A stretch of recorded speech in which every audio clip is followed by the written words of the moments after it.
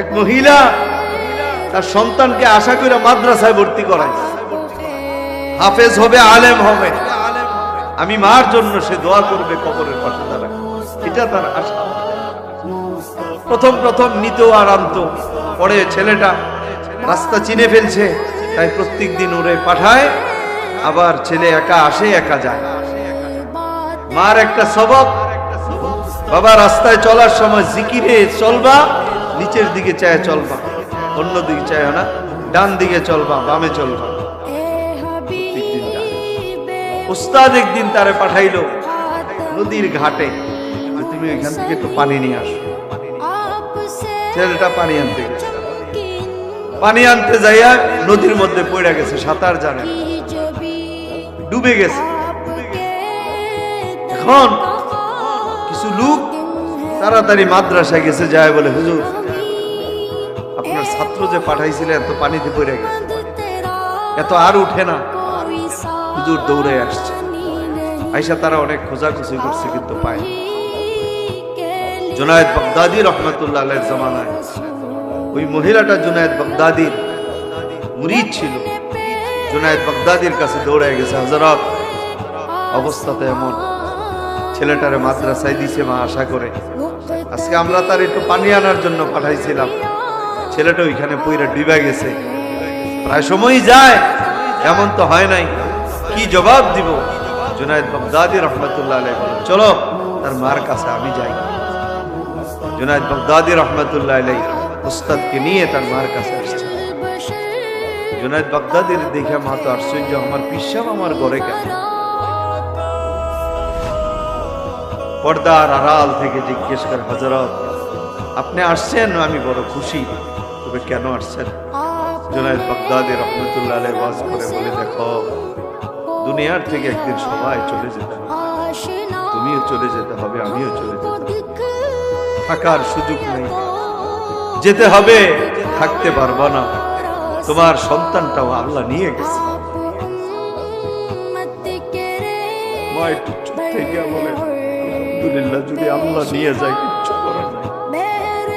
তবে হযরত বড় আশা ছিল ছেলেটা একদিন কোরআনে হাফেজ হবে, যেদিন আল্লাহ আমারে ডাক দিয়ে নিয়ে যাবে, আমার কবরের পাশে দাঁড়ায় যদি সূরা ইয়াসিন পড়ে আমার এই আল্লাহ আমারে কবরে জাহান্নামের আগুন দিয়ে পোড়াবে। এই জন্য মাদ্রাসায় দিয়েছিলাম।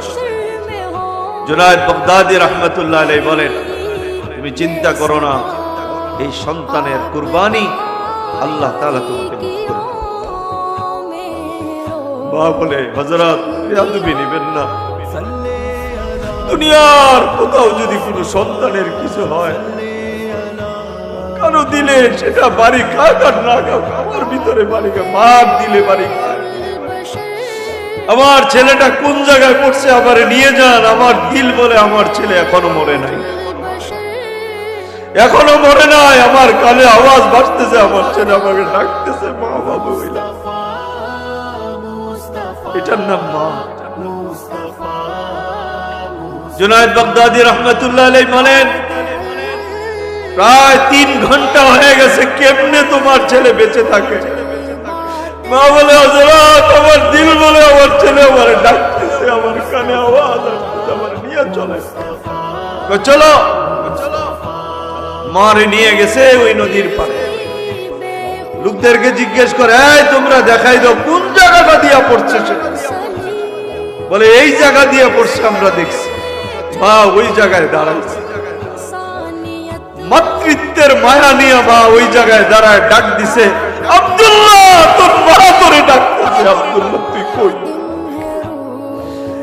এক ডাকে সাক্ষী আল্লাহ ওয়ালাদের কিতাবে পাইছি, মা মায়ের মাতৃত্বের মহব্বত নিয়ে ওই জায়গায় দাঁড়ায়, আর যখন ডাক দিছে 3.5 ঘন্টা পরে পানির নিচ থেকে বাচ্চা ভাইসা উঠা মাকে মা বলে ডাক দিয়া মাকে আহ্বান করে, মা আমারে উঠাও, জোরে কর সুবহানাল্লাহ। মা ঝাঁপ দিয়ে নেমে গেছে, সন্তানকে বুকে নিয়ে এরপরে উঠছে। জুনায়েদ বাগদাদি রহমতুল্লাহ আলাইহি বলে, এটা সম্ভব না, এটা সম্ভব না। আমার আল্লাহ বলে এটাই সম্ভব। আমি চাইলে পানির নিচেও বাঁচাই রাখতে পারি। একটা মার দিলের দর্দ আর ব্যথা আমার চেয়ে, আমি আল্লাহর চেয়ে কেউ বেশি বুঝে না, কেউ বেশি বুঝে না। তাকে বাঁচায়, তার মার জন্য বাঁচায় রাখে। সুবহানাল্লাহ, এটার নাম মা।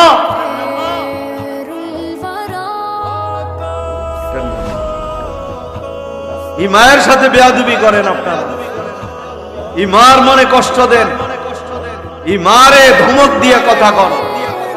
আল্লাহর কসম, পৃথিবীতে যা কিছু হারাম আছে, জিনা করা হারাম, মদ খাওয়া হারাম, সুদ খাওয়া হারাম, ঘুষ দেওয়া খাওয়া হারাম, মা বাবার কষ্ট দেওয়া